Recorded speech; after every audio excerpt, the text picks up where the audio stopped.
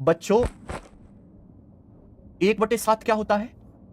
1/7 होता है 14:2/7%।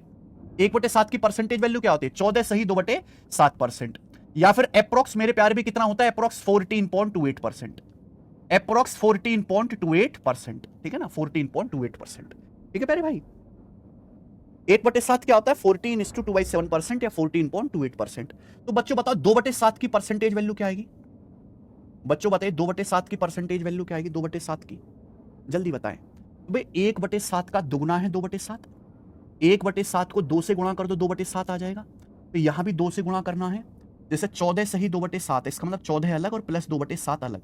इसको 2 से गुणा कर दीजिए, तो 14 का दुगुना 28, 2/7 का दुगुना 4/7, तो 28 सही 4/7%। ये आ गया 28:4/7%।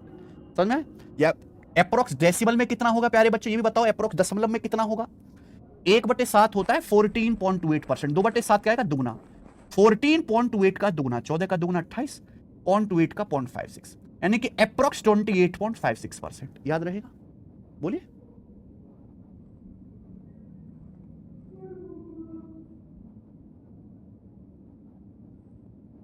अच्छा गोपाल जी, ठीक है भैया, मैं बोलता हूं 2/7 कितना आ गया? 28.56%। बच्चों क्या आपको मेरी बात समझ में आ रही है? मजा आ रहा है? एक बार कमेंट में लिख दीजिए मजा आ रहा है सर। मैं जितने एग्जाम्पल दे दे के बच्चों को गणित सिखाता हूं ना मेरे भाई, उतना कोई टीचर नहीं सिखाता। देखो बच्चे आजकल के ऐसे कि उनको कंसेप्ट पढ़ाने से गणित सीख ही नहीं सकते मेरे भाई। एक बात बताइए, गणित के जितने भी कंसेप्ट हैं ये सब इस किताब में लिखे हुए हैं। पूरी दुनिया का गणित जो है भैया, जो सरकारी नौकरी के पेपर में आता है, इन किताबों में लिखा हुआ है, इतने पन्नों में सारे कंसेप्ट, सारे फॉर्मूला। इसको पढ़ के कोई सीख सकता है क्या? केवल नहीं बेटा, कंसेप्ट अलग चीज है, लेकिन कंसेप्ट इस्तेमाल करना नहीं आता बच्चों को। कंसेप्ट सीखना, कंसेप्ट को सवाल में इस्तेमाल करना सीखना, दोनों अलग बात है। वो प्रैक्टिस के सहारे आता है और वो मैं बहुत अच्छी करवाता हूं, बहुत सीक्वेंस में। ठीक है जी, आगे चलते हैं। बच्चों मैं आपसे पूछता हूं, बताइए 5/7 की परसेंटेज वैल्यू क्या आएगी? 5/7 की, ध्यान से करिएगा। 1/7 होता है 14:2/7%, है ना? 1/7 होता है 14:2/7%। मैं आपसे पूछ रहा हूं 5/7 की परसेंटेज वैल्यू क्या आएगी? तो सब बच्चों को पता है 1/7 होता है 14:2/7%। 1/7 मैं आपसे पूछ रहा हूं 5/7, तो 5/7 की परसेंटेज वैल्यू क्या आएगी? 5 से गुणा हो जाएगी। 1/7 14:2/7%, 5/7 की वैल्यू 5 से गुणा। अब देखो क्या होगा, 14:2/7% का मतलब है 14 प्लस 2/7। हमें इसकी बच्चों किससे गुणा करनी है? हमें इसकी 5 से गुणा करनी है। बोलो बात समझे?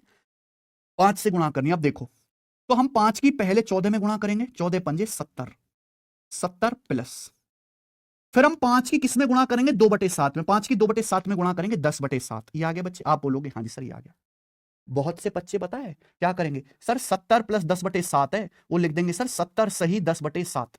सर ये आंसर आ गया। बेटा ये गलत है, ये गलत है, ऐसे नहीं लिखना, ऐसे नहीं लिखना, नहीं ये आंसर बताना ही गलत है।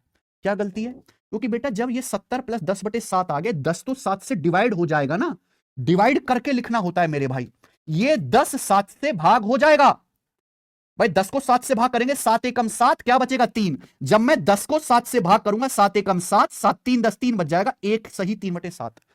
5 की जब 2/7 में गुणा करेंगे 10/7 आएगा, 10 को 7 से भाग करेंगे, 7 एकम 7, 3 बचेगा, 1 प्लस 3/7। समझ में आई? तो 70 में 1 जोड़ूंगा, 71 सही 3/7। ये तरीका सही है, ऐसे ही लिखना है। समझ में आया? तो 5/7 की जो परसेंटेज वैल्यू आएगी वो आएगी 71:3/7%। बोलो यस और नो। ये परसेंटेज वैल्यू 5/7 की परसेंटेज वैल्यू 71:3/7%। हाँ या ना बच्चे? जवाब दीजिए, समझ में आ ही गया।